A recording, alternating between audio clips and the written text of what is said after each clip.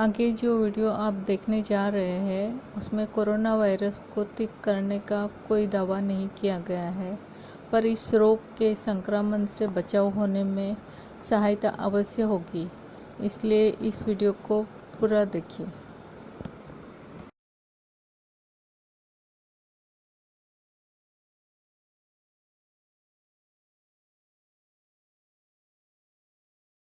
क्या आपको पता है हमारे स्वस्थ शरीर में टीबी के, कैंसर के सेल्स मौजूद होते हैं, पर क्योंकि हमारे शरीर की तंदुरुस्ती और अच्छी प्रतिकार शक्ति की वजह से ये बीमारियों से हमारा बचाव होता रहता है और हम निरोगी रहते हैं।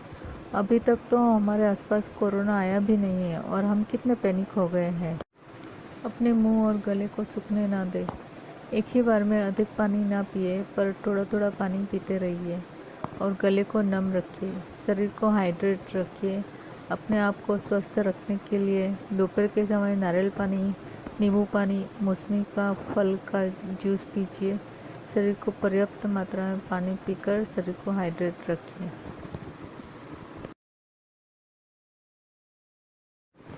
चीन में लोग चमगादड़ खाते हैं, सांप खाते हैं, कच्चा मांस खाते हैं, इसलिए वहाँ कोरोना का खतरा अधिक है। यदि हम मांस, मच्छी अच्छी तरह पकाकर खाते हैं तो हमें डरने की ज़रूरत नहीं है, पर मांस कच्चा होगा तब उसे अपने खुले हाथों से ना छुए, वरना कच्चा मांस कोरोना वायरस से इन्फेक्टेड हो तो छूने वाले में भी वायरस आ सकते हैं।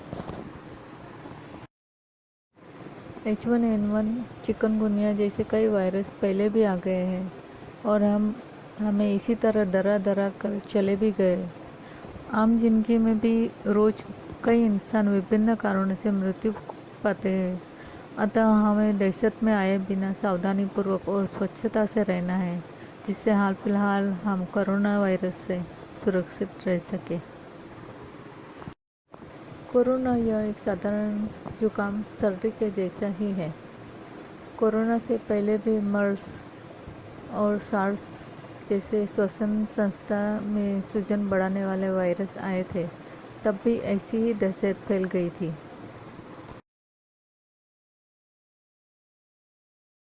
क्या पता इस समय हमारे नज़दीक कोरोना से पीड़ित कोई व्यक्ति घूम रहा हो और हमें पता भी ना हो, क्योंकि ये बीमारी संक्रमित होने के फ़ौरन बाद पता नहीं चलता है कि वह व्यक्ति कोरोना से संक्रमित है। कई बार 14 दिनों का जो पीरियड है उस दौरान मालूम पड़ता है कि वो व्यक्ति कोरोना से पीड़ित है। इसलिए भयभीत मत होइए, डरिए मत। अपने आप को स्वस्थ रखिए, स्वच्छता रखिए और प्रतिकार शक्ति को बढ़ाए रखिए। कोई व्यक्ति कोरोना से पीड़ित है या नहीं, इसके लिए गले का स्राव, बलगम, नाक के स्राव, खून की जांच, सीने के एक्सरे से, सीटी स्कैन आदि से हम लोग जान सकते हैं।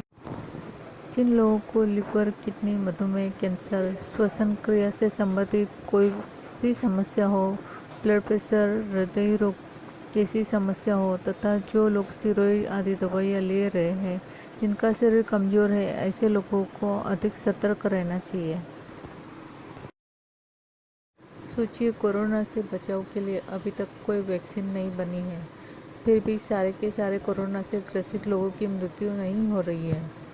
100 में से 15 रोगियों में कोरोना बीमारी के गंभीर लक्षण होते हैं और 2 से 4 रोगियों की ही इससे मृत्यु हुई है। कोरोना से गंभीर रूप से ग्रसितों के और मृत्यु के अंकों का आधार अधिकतर प्रतिकार शक्ति की कमी, सर्दी, जुकाम, खांसी, सांस और कफ से संबंधित बीमारियों से पीड़ित, वृद्ध, मधुमेह से पीड़ित, रक्तदाब, हृदय रोग से पीड़ितों के ऊपर ही होता है। कोरोना रोग का प्रसार। कोरोना रोग से ग्रसित बीमार व्यक्ति जब खांसी करता है या छींकता है, तब उसमें से निकलने वाले फव्वारे से, उसमें रहने वाले सूक्ष्म बूंदों से इसके वायरस आजू बाजू की चीज़ों पर जाकर बैठ जाते हैं। जब उन चीज़ों को किसी ने अपने हाथ से छुआ और फिर अपने हाथ को चेहरे पर, नाक पर, आँखों पर लगाया, तो वे वायरस सहजता से शरीर में प्रवेश कर जाते हैं। कोरोना के लक्षण: बुखार, सूखी खांसी, कमजोरी, मांसपेशियों में दर्द, बदन में दर्द, नाक से पानी बहना, नाक का बंद हो जाना, गले में दर्द आदि लक्षण बढ़कर निमोनिया जैसे लक्षण दिखने लगते हैं। इसलिए डरे बिना स्वच्छता से रहिए और स्वस्थ रहिए। जब भी कोई छोटी से छोटी बीमारी की समस्या हुई हो तो शीघ्र इलाज करवाकर तंदुरुस्त बने। कोरोना के वायरस शरीर पर या कपड़ों पर या किसी अन्य जगह पर पड़ा हो तब वह करीब 8 से 12 घंटे तक जीवित रह सकता है। अदरक, काली मिर्च, तुलसी के पत्तों को पानी में डालकर उबालकर गर्मा गर्म बार बार पीते रहना चाहिए। आयुर्वेद के अनुसार त्रिकटु, यष्टिमधु, शतावरी, अश्वगंधा, शहद, गुरुची घनवती, त्रिभुवन कीर्ति रस, लक्ष्मी विलास रस, सुदर्शन घनवती, श्वास का चिंतामणि रस इत्यादि दवाइयों को लक्षणों को देखकर ले सकते हैं। हेल्दी न्यूट्रिशियस ड्रिंक लीजिए। एंटीऑक्सीडेंट पदार्थों का सेवन करते रहना चाहिए।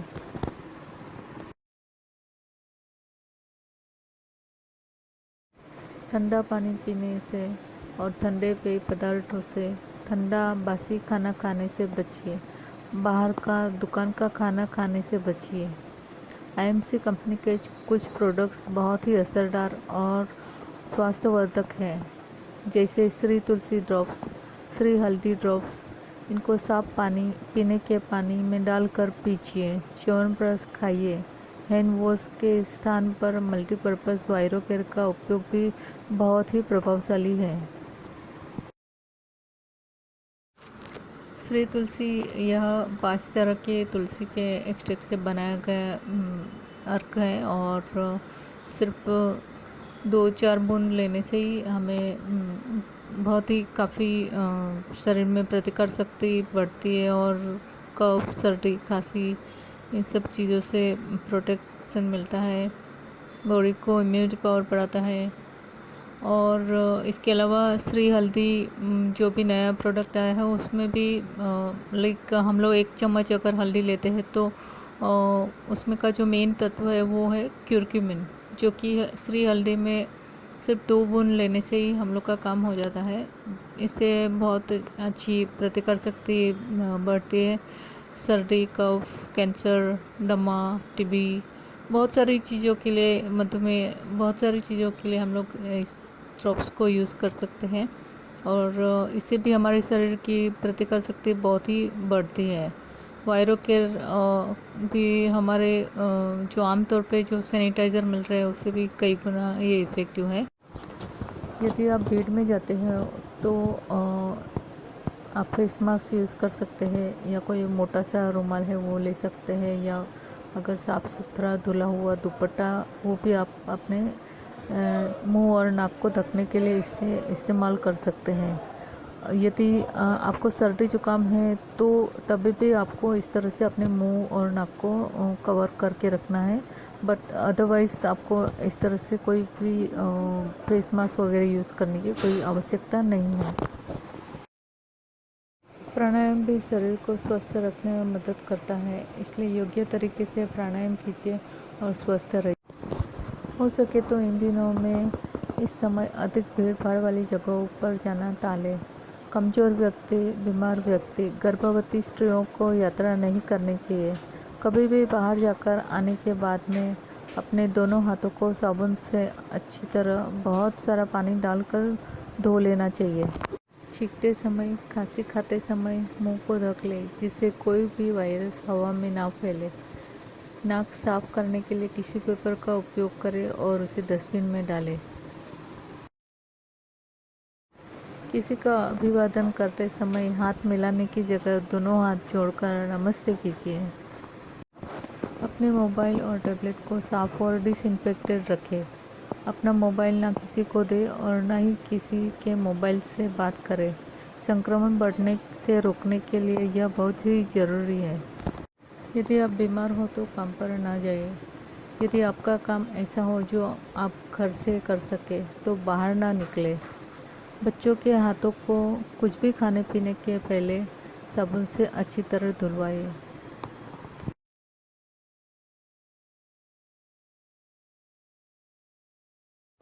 खाना अच्छी तरह पका कर खाएं। शुद्ध, संतुलित, ताज़ा, पौष्टिक आहार ही लीजिए। बाहर का पका हुआ तथा पेपर में बांधकर मिला हुआ खाना ना खाएं। खाने में हमेशा नींबू निचोड़ कर खाएं, जिससे कुदरती तौर पर आपको विटामिन सी मिले और आपकी रोग प्रतिकारक शक्ति बढ़ती रहे। जब भी समय मिले अपने एक हाथ से या दोनों हाथों से बताए गए तरीके से उंगलियों से यह मुद्रा बनाइए, जिसे प्राण मुद्रा कहते हैं। इससे फेफड़ों को पर्याप्त मात्रा में ऑक्सीजन मिलता है और शरीर को रोगों से लड़ने के लिए, स्पेशली सांस से संबंधित समस्याओं को कम करने में सहायता होती है। ये मुद्रा जितना भी टाइम हम लोग कर सके करते रहना चाहिए। उंगलियों को इस तरह से मोड़ के करना है।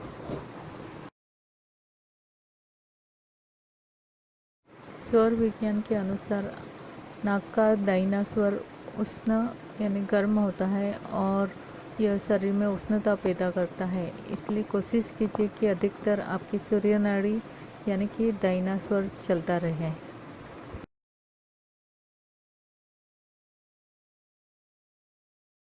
होम्योपैथी में फ्लू के लिए कई प्रकार की दवाइयाँ हैं और कोरोना वायरस भी एक प्रकार का फ्लू ही है। तो अगर आप चाहो तो ये दवाई होम्योपैथी की ले सकते हैं, जिसका नाम है आर्सेनिकाल 30 और ये आपको सुबह सुबह खाली पेट 4 पिल्स चूस के लेना है और 3 दिन तक लगातार लेना है। यदि आपको नाक गले संबंधित कोई भी समस्या हो या कोरोना होने की शंका हो तो एक बहुत ही असरकारक यह नुस्खा है। एक टोप में 2 से 4 लीटर पानी लीजिए, उसमें करीब 40 से 50 नीम के पत्ते डालकर खूब अच्छी तरह से उबालिए। उबलने के बाद में जब उसमें भाप आने लगे तो नीचे उतार लीजिए और ये भाप को आपको अपने गले में और नाक में जाने देना है। आपको चाहिए तो सर्फ से आप थोड़ा एक कपड़ा डाल के रख सकते हैं, जिससे वो बराबर आपके गले में और नाक में भाप जा सके। इसे कुछ ही समय में आपके गले में एक कड़वापन, ऐसा स्वाद आपको महसूस होगा, जिससे जो भी वायरस है और गले में इन्फेक्शन है वो पूरी तरह से ख़त्म हो जाएगा। तो इस उपाय को आपको दिन में 3 बार करना चाहिए और ये करीब करीब 1 से 2 दिन तक आप कर सकते हैं। जब सर्दी जुकाम होता है तो हम इसे वायरल इन्फेक्शन ही कहते हैं। एलोपैथिक ट्रीटमेंट में इसका उपचार में केवल एंटी एलर्जिक और सेडेटिव दवाइयों को ही दिया जाता है, जबकि आयुर्वेद और नैसर्गिक पद्धति के उपचारों से मात्र कुछ ही दिनों के इलाज से हमने कई मरीजों को रोग मुक्त किए हैं। आज भी वे स्वस्थ है। पाश्चात्य देशों में और हमारे देश में भी अब लोगों का आयुर्वेद की ओर झुकाव बढ़ने लगा है। मंत्र थेरेपी के अंतर्गत भगवान धन्वंतरी का यह चमत्कारिक और शक्तिशाली मंत्र का जाप करते रहने से पॉजिटिव वाइब्रेशन मिलते हैं और शरीर निरोगी बनने लगता है। बीमारी शीघ्रता से ठीक होने लगती है। ओम नमो भगवते महासुदर्शनाय वासुदेवाय धन्वंतरये अमृत कलश हस्ताय सर्वभय विनाशाय सर्वरोग निवारणाय त्रैलोक्यपतये त्रैलोक्य निधये श्री महाविष्णु स्वरूप श्री धन्वंतरी स्वरूप श्री श्री श्री औषध चक्र नारायणाय स्वाहा। इसके अलावा महामृत्युंजय मंत्र, संजीवनी मंत्र, गायत्री मंत्र आदि शक्तिशाली मंत्रों का भी जाप कर सकते हैं। कोरोना वायरस के लक्षण आमतौर पर होने वाली सर्दी जुकाम की तरह ही मालूम पड़ते हैं, पर इसका मतलब यह नहीं है कि हमें कोरोना हो गया है। पर यह ज़रूर है कि हमें जल्द से जल्द इन समस्याओं का इलाज करके स्वस्थ हो जाना चाहिए।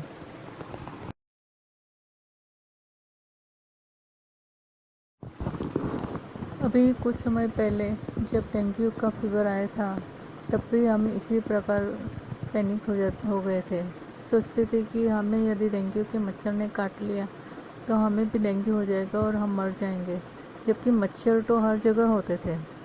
तब हमें पता चला कि पपीते के पत्तों का रस ही डेंगू के लिए अक्सर है, और बाद में उसे गुडुचि, तुलसी, पुनर्नवा जैसी वनस्पतियों के साथ में मिलाकर देना शुरू हो गया। यहाँ तक कि कुछ एलोपैथिक दवाई बनाने वाली कंपनियों ने भी पपीते के एक्सट्रैक्ट से अपना उत्पादन शुरू कर दिया। और इसीलिए मुझे लगता है कि हर एक चीज़ का इलाज आयुर्वेद में पॉसिबल है, तो कोरोना जैसे वायरस का भी आयुर्वेद में धीरे धीरे कुछ न कुछ उसका इलाज जो है वो निकल सकता है आगे जाके। तो आशा रखिए, होप रखिए और स्वस्थ रहिए।